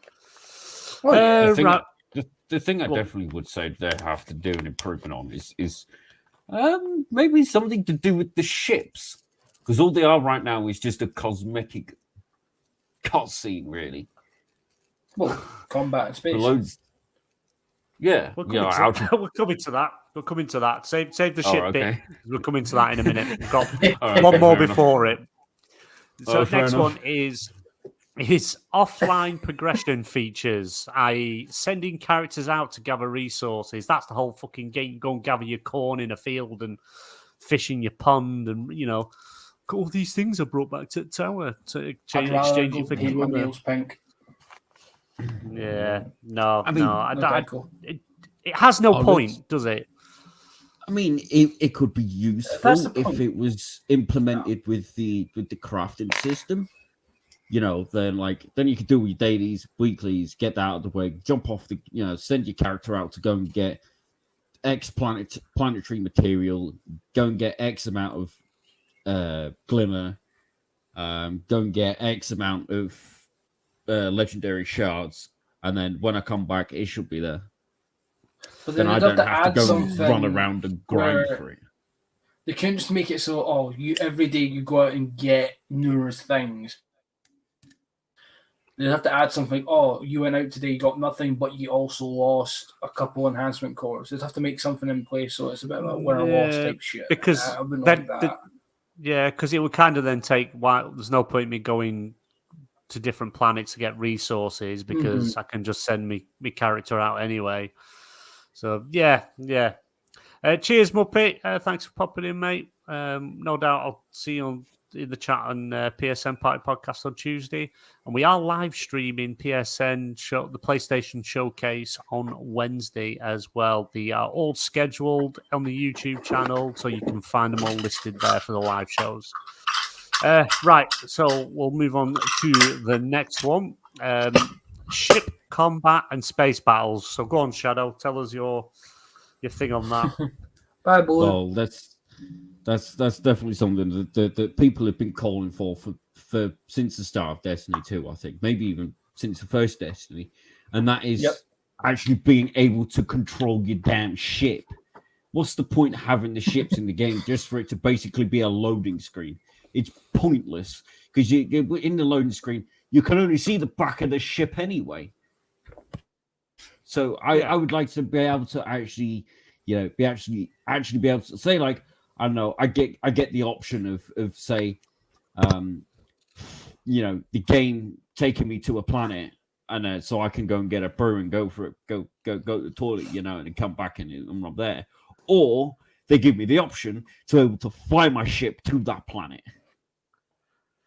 Yeah, and then maybe on the way there, I get into it, come across one of the pirates stuff that we had a few seasons ago. Yeah, something like things like that, and then we'll get into a fight with them long, Or even like Star Wars Battlefront, Star Wars Battlefront 2, you can do all your land big wars, you can do all your space wars, maybe have some exclusive just space content that gives you, for it as a weekly, something like that. Something to make the ships actually useful. Because apart from a cosmetic, they have no use whatsoever. It's just a loading screen.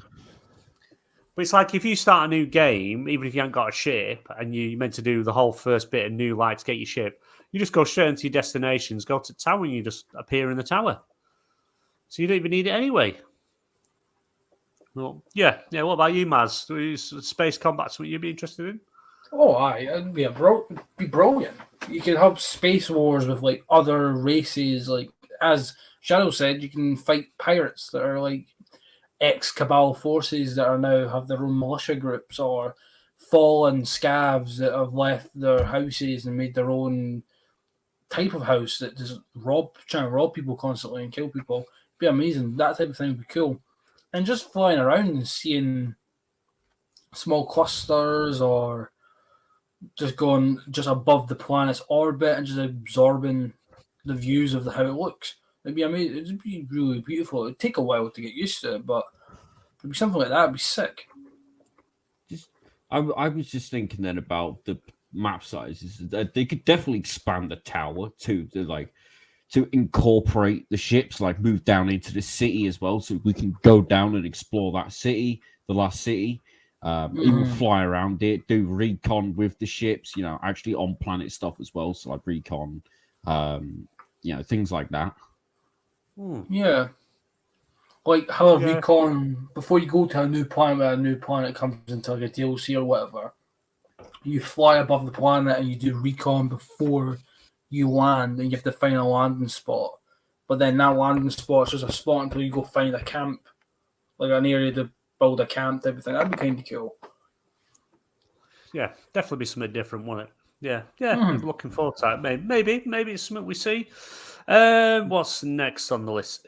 Strategic, slower pace game modes. Now, when I hear that, I just think of Final Fantasy, where you pick your turn-based strategy. Pick your turns and then do them out. The other side pick their moves, then do them out. I think that is a very bad thing for Destiny. I don't think that would fit in with anything whatsoever, and that is a very bad way to go if they do anything with that. I mean, if there was like a strategic thing, it would be useful. It would give the snipers an actual reason to actually be in the game, because you'd be like stealthy kind of operations, slower, slow down a bit. Like what we had in the original. I think it was the original Modern Warfare 2, was it? Yeah, we had to be stealthy and whatnot. Yeah, otherwise you fail the mission. That'd be the only way, would be just strategic style combat. like stealth ops. Is that what you mean? But even I would enjoy that. Yeah. No, I don't think it's fit for this game. Sometimes I do like to be stealthy. I do it in Destiny sometimes, where I'll hide behind a wall, wait for an enemy to come, and then I'll just jump around a corner and either shoot them or punch them in the face. Well, you slap them in the chest. You don't punch. Well, you ain't got punch. You just slap them. Well, to be honest with you, I'm thinking of jumping back as a Titan again, like I originally was. Oh. You making more hot? Oh yeah. You can go as Exo. So when I charge, you can charge next to me. Share charge ports. Oh no! We can have a twin butt plug to charging our Tesla charging station. 14 and Osiris 2.0. Oh, that'd be amazing. So love the charge together. Yeah, and that'll go back to the relationship system. It's like if we double charge together, it's like 10 points each. Exo babies, man. Exo babies. Not if you had a double butt plug, you wouldn't. Well, that's the only port we've got. Technically, if we're both connected to the same port, then juice is flowing both ways. That's all I'm saying. Tasty. Wait, why do you taste like bubblegum? What have you been doing?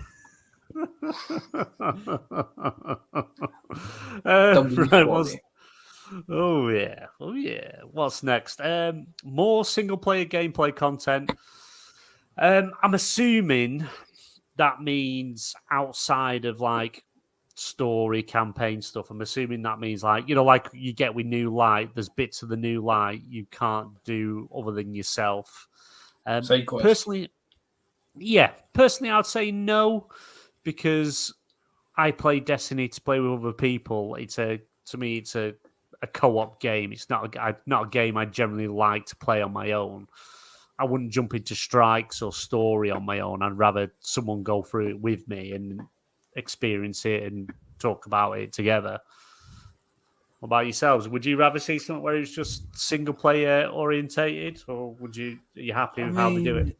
You kind of already have that. You can go do stuff yourself. Yeah, I mean, sometimes I do like to do strikes by myself because You're a obviously psycho. because I like to, as you both know, I like to speed run strikes. I want to get through Oh, a yeah. strike as quickly as possible so that I can get to the end, get on to the next one. Then that aids in my grind. That satisfies me because then that satisfies my autism by being efficient. When I've got other people there, they're slowing me down. Some people just want to sit and kill every enemy, and I'm just wanting to now, just get on with it and get it done with. Yeah, that's fair. Having the ability to be able to do things by myself means that I could speed run that by myself and not have to worry about waiting for other people to do certain things so I can then progress. No, I'd just rather just do it by myself, get it done, move on. Yeah. What about you, Maz? As I said, it's already Yeah. in the game already, kind of. Can you hear me? Yeah. Yeah, I can hear you. Yeah, Yeah. it's already in the game. It's already in the game, kind of. You can play by yourself if you want. You can do strikes by yourself, missions by yourself. You can go do pretty much anything by yourself, bar raids and dungeons. But even at dungeons, you can solo a dungeon. So it's, again, I wouldn't really see any point adding in a whole new type of soloing type story stuff. It's just stupid. Don't need to add any more new stuff like that. And Destiny's again where it's designed to play with other people. That's the whole point of Destiny. Fire teams, you build a relationship, the legend of your fire team, that type of stuff. So, yeah, not my cup of tea. Yeah, no, that's fair. That's fair enough. Right, let's move on to the next topic because the only other one on there was prestige systems, which they've already got in place. They've added Guardian ranks and you get seasonal upgrades. And they added, even if you complete the season pass, every level after 100, you get like enhancement core or something like that, don't you? So we don't need to go into that one. So let's move on. Bungie survey teases new Destiny game on the horizon, again by Zuhaid Ali over at TGP. It looks like the Destiny developer Bungie is gearing up for the next big installment in the Destiny franchise after the Final Shape expansion, which is scheduled for release in early 2024. We can assume as past expansions have dropped in mid-February. So, yeah, which is probably about right for them unless Sony make them change it. Bungie recently sent out a closed survey to a select group of Destiny 2 players, as previously we just talked about. The survey delved into various aspects of current gaming landscape, spanning mobile, PC, and console games. However, what caught the attention of players was a specific question about their interest in playing a new game within the Destiny universe and franchise. The questions asked about a new Destiny game is listed below. And the two questions are, how likely would you be to play a new game from the following Destiny franchises? And obviously, meaning just doing Destiny. Would you play a new Destiny? And again, thinking about the new game from Destiny, which of the following options would you prefer? And the options, so you, no, that's Crash, so I can't look at that. It's pretty much giving them the choice. How likely would you play one of these games? So it's like very likely, not very likely, maybe. So do we think that's sort of the hint? Because a lot of players have been saying they want to see something new. Bungie are working on a further 2 games. One of them's Project Marathon, I think it is one of them. I don't know what the other one is. So they are working on a couple of new IPs outside of the Destiny franchise, but obviously now they're asking, would you would you play a new game from Destiny? So we would assume, and again, only speculation, that would be Destiny 3 or eventually. Yeah, that's it. Cheers, Back from the Dead. Project Matter, that's it, not Marathon. I don't know where I got Marathon from, but yeah, Project Matter. So the hint that there's possibly a new Destiny in the works, or maybe they're in early stages and just trying to get feedback. Do you want a Destiny 3? If that is in what it's hinting at. And what do you think that Destiny 3 would be? Would it be a carry-on from the final shape in a new Destiny game, or will it be a whole new thing set in a whole new part of the universe? Shadow, come to you first, mate. What do you think? I definitely think it would be a new Destiny game, like Destiny 3. Obviously with major updates to like the actual engine of the game, maybe even using UE5. Implementing things like ray tracing or even path tracing, things like that. Just to give, because Destiny is a very visual game, isn't it? As well as the fast-paced stuff, but it is a very visual game. And having something like the game running on Unreal Engine 5, we're on 5.2 now, I think. So, obviously there'd be massive changes to the lighting, there'd be changes to the physics as well. And that would definitely help with immersion. I would definitely think that it would be a Bungie 3, Destiny 3, rather. With it being a new game, they probably expand, do like a continuation from the DLC. Because as everyone's complaining about, and they've been complaining about it for a while now, is sunsetting stuff, vaulting stuff, because there's a 120 gig limit to the game because of a disc. Most people these days are downloading the games. I mean, you look at Call of Duty, that's 200, 300 gig game now. Ark Survival Evolved is the new one. The Ark 2 is expected to be about 400 or 500 gigs in size. So games are getting a lot bigger. We can't be restricted by a bloody disc anymore. So by having a whole new game could possibly remove some of those restrictions on like the disc limit. Yeah. So from Back from the Dead, Project Matter, that was rumored new game. There's a rumored phone game set in the Destiny universe, so you'll be happy, Shadow. There's your mobile game eventually coming. But personally, I would say this is more aimed at, would we play a new game in the franchise, in the universe, as in a console game? I think the other two are outside games, but I couldn't remember what the second one was. I couldn't remember if it was sort of hinted at or not, but the mobile game is the second one. Maz, what do you think, my friend? I agree with Shadow to the degree about the sunset thing, that it sucks that it keeps sunset stuff, and people have complained about that a lot. So potentially a new game might make sense, like maybe a Destiny 3 might make sense for just no longer having a sunset by making it digital and opening it up to like an online type thing. Sony have the servers to do that type of shit. So I would probably want either a Destiny 3 or an upgraded Destiny 2. Or do away with the 2 and just be Destiny. Yeah. Well, they can't do that, can they? Because Activision still own the name Destiny. Yeah, I'm sure they could work something out eventually, maybe. You never know. This is Destiny. There you go. But another, the statement from Bungie, obviously after saying I'll just read the statement. Bungie has stated that the ending of Destiny's Light and Darkness saga with the Final Shape expansion does not does not mean the end for the Destiny franchise, and that the developer is looking to support the franchise for decades to come. So it's fair to say that Bungie is indeed working on a new Destiny games, and other projects along with some new IPs. So it's hard to sort of say where they go from there. Do they have a break?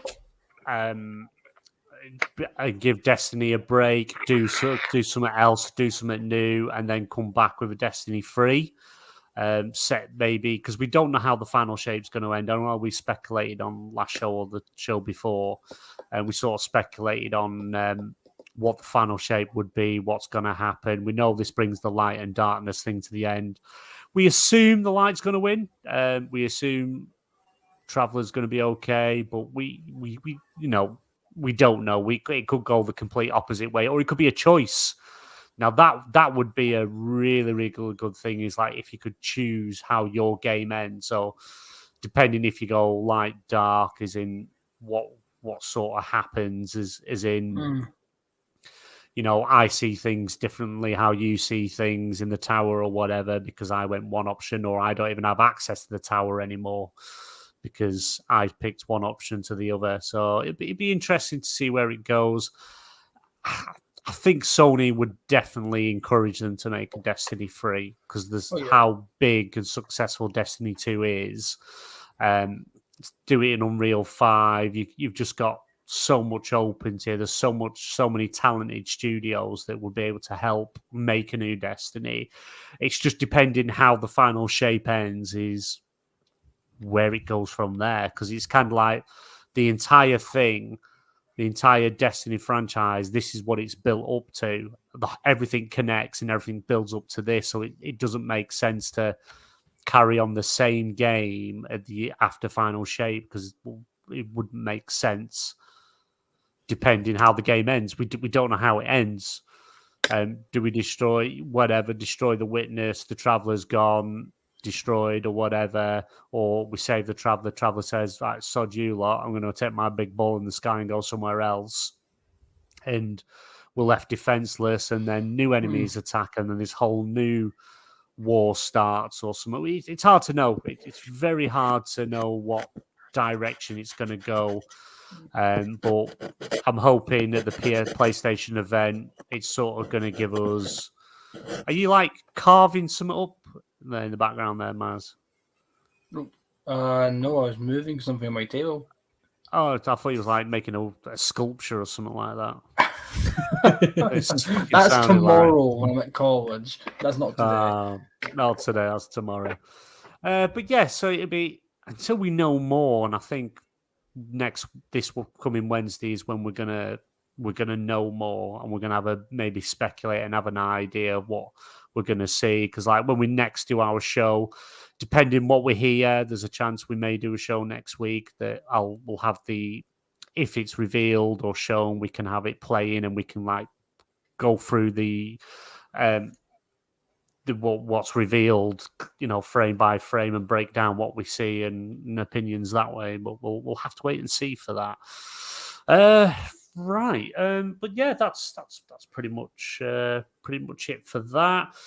Just before we do This Week at Bungie, which Shadow Mall will go through, just want to remind everyone that this show, as well as our PSN Party podcast, XBL Party podcast, the RPG live play, all the reviews, all that is all done on the XBN network, where you can join today for 99p, and that gives you access to our some on the website where you get exclusive videos and polls, vote for you want to see, and it just helps us make more content and more shows like this one for us to do, and try and bring more variety of entertainment to everyone.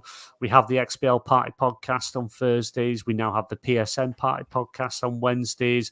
Destiny podcast on Sundays. We want to expand even more. We want to look at doing new things, and we're always open for people to, if you want to write reviews and things like that, help out, do different things, help grow the channel, even make content on the channel. There's always things up there, but it'd be awesome if not, it's okay. Please like, share, subscribe. Go down to your local when there's a funeral, walk in, tell them it's a sad day, but hey, check out the XBN Network on YouTube. That'll cheer you up. Want to hear about butt plug XOs charging? Check out the Destiny podcast. Right, Oh, yes. Shadow Mall, I will hand it over to you for this week at Bungie. All right, so there is quite a bit actually, but I'll try and get through as quickly as I can. So, as we already know, there's an economy update. Rahul exotic engram focusing. You can decrypt or focus exotic engrams with tier 1 and tier 2 options. Weapon deep sight activation. There's a new currency called Deep Sight Harmonizer. And changes to crafting costs. The legendary shards are no longer required. So yeah, that's definitely helps me out a lot because I spend my legendary shards way too quickly. So what am I going to do with my 4,000 legendary shards? They're doing some tunings to some weapons. All it really says is during season 20, we've introduced a lot of changes to weapons as well as special reticles that are better represent the perks and different firing patterns that some of them have. We are doubling down on that for season 21 with more informative and more visible reticles at a high field of view for fusion rifles, hand cannons, sidearms, and trace rifles, as well as special ones for several exotics like Devil Ruins Charge Shot or Lumia Noble Rounds. There are also some exotic weapon buffs. Worldwide Zero is back. Reworks to Salvation's Grip and some nerfs to Thunderlord that was cheating a bit. And some damage fixes. Winterbite was scolded. And of course, there's also adjustment to some legendary archetypes and perks. You can read all about it in the weapon preview article that went live yesterday, the day of this TWAB. Yep. Ability tuning. For abilities, the best you can do is go and read the preview article we published on May 3rd. Lots of buffs for supers on PvE, more fragment slots for several aspects, improved melees for strand, as well as lower cooldowns for grapple, a few buffs to stasis, and a exotic armor tuning. Same story as with abilities. We have an in-depth article about changes coming to more than 20 exotic armor pieces. Some big buffs and some nerfs in there as well. Nice. There is some quality of life improvements that's coming in season 21. New Vanguard bounties. Finest Matterweave and Rainmaker can now be consumed to earn the associated material. Good Boy Protocol is coming back to the tower, and certain triumphs now boost the raid exotic drop in the Last Wish, Deepstone Crypt, Val the Disciple, Vault Glass, and King's Fall. And they are retroactive. This is going to excite Mazes. There's some Crucible updates. Flawless pool is being replaced by the new Practice pool and Challenger pool. There's a new Trials quest for new players. Some Trials passages have been adjusted to provide a better experience. Elimination is out and Domination will be the core game mode for Trials. Guild and the Flawless Seal has new requirements. This might excite us a little bit, BMG. Okay. There is three new outstanding aspects. Just 2 weeks ago, we teased the new aspects coming to Strand in Season 21 as part of a new quest in which Lightfall owners will learn more about the Veil in Neo Muna and earn a new legendary weapon. The Hunter has something called the Threaded Spectre. Right. Activate your class ability to leave behind a decoy woven from strand matter that draws the attention of nearby combatants. After taking significant damage or when combatants approach, the decoy detonates, dealing damage and releasing threadlings that seek out and attack nearby foes. Ooh, nice. That sounds a bit overpowered, to be fair. Just a bit. Yeah, Wait, who was that for? The Hunter? that's for the hunter. Woohoo! Let's go!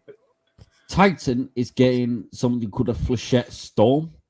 While sliding, activate your charged melee ability to leap into the air, knocking nearby targets away and dealing damage. While airborne, activate your charged melee again to launch a cluster of damaging, unraveling projectiles. Repeatedly activating melee will chain additional throws. Right, okay. So basically, you slide to Boston back, and then you can melee and throw some spikes. Right. Warlock is getting something called the Wanderer. Tangles you throw attach to enemies and detonate into a suspending burst. Threadling final blows create a tangle. That's literally what it says. Ooh. Right, okay. Okay. Ooh, the refundable artifact is almost here. Are you ready to wield your new NPA repulsor regulator?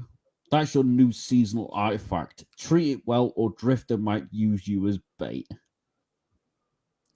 Remember that the seasonal artifact has changed a bit recently. With Lightfall, mods from the artifact changed into perks that are always on when unlocked. You don't have to slot them into your armor pieces. Starting with Season of the Deep, another change is coming. You will have the option to refund perks from the artifact individually, one by one.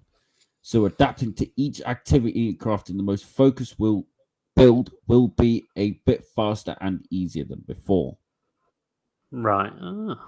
Nice, nice. There's a load of stuff on it. You can pick that up on the TWAB. There's quite a bit there. Updates to enemy elemental shields. We have one more update coming with Season of Deep, one we haven't mentioned until today. We are changing how the enemy shields look. The Destiny 2 combat team says, over the past few years, the Destiny dev team has introduced numerous changes to the core game experience as we've overhauled the internal systems, as well as endeavored to make the game more accessible to our audience. The change we're about to talk about touches on both of these topics. With the launch of Season of the Deep, we're introducing a change to most combatant shields that will update the visuals across the entire game. The update has the explicit goal of not affecting Destiny's existing gameplay, so this will be a visual change only. Basically, from what I'm looking at, instead of them having a spherical shield around them, they're now going to be more to like the shape of the actual enemy. Right. Oh, right. Yeah. Yeah, because it used to go like it's like a cylinder round them, and it's now more arch around them. It's they're changing it so that it's more the shape of the enemy. So the Cyclops, are they? Whatever they are. Yeah. The big Vex. Instead of it just being, a cylindrical shape around them, it's going to be more their shape. From what I'm seeing here, that's better. That's a lot better.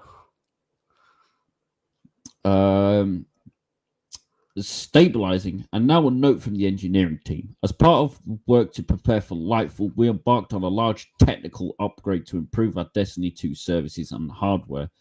This work including updating our services to use new technologies as well as preparing for hardware upgrades.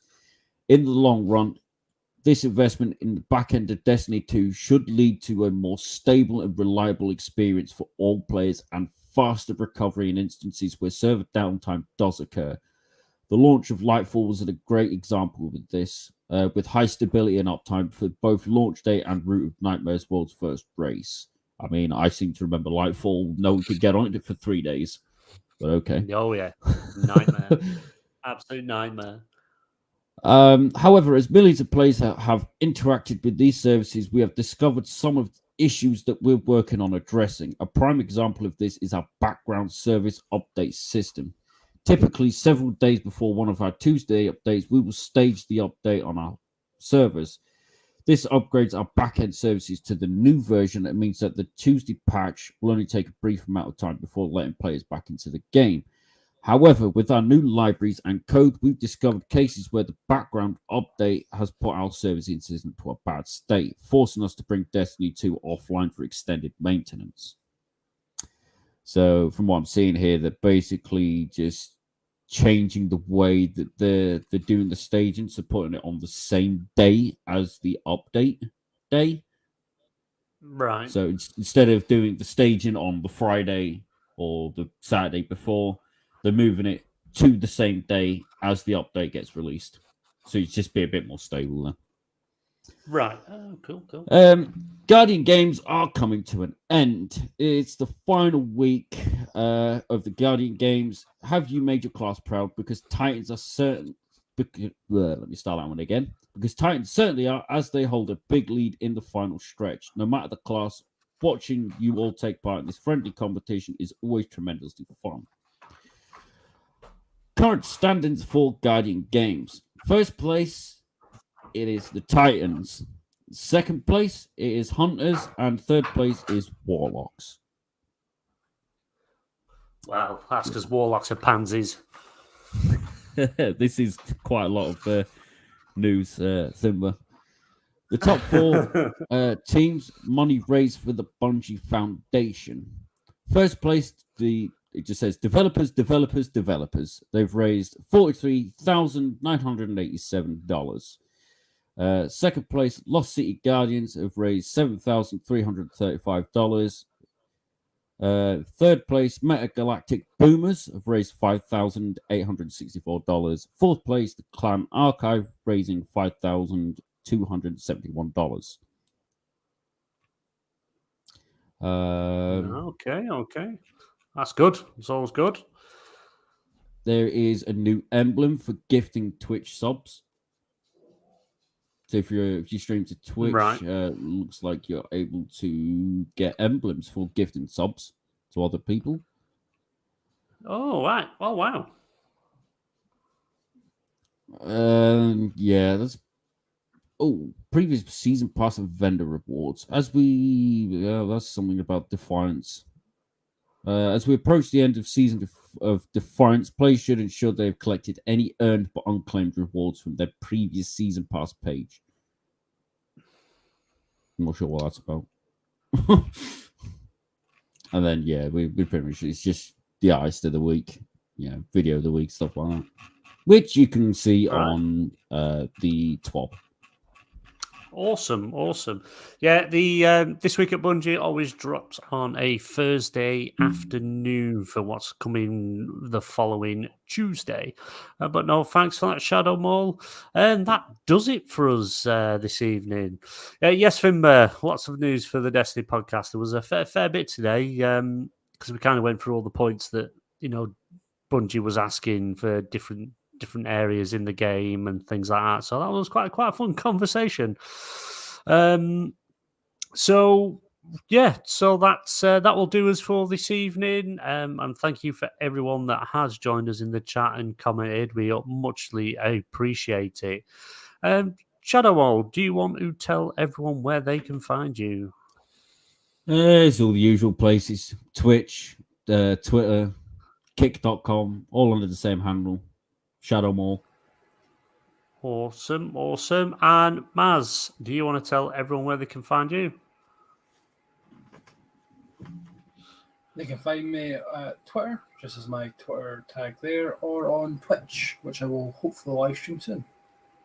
Awesome news. And obviously myself, you can find me on Twitter at BaldmanGamer, PlayStation BaldmanGamer86, Xbox BaldmanGamer, and you can find me over here on the XBN network.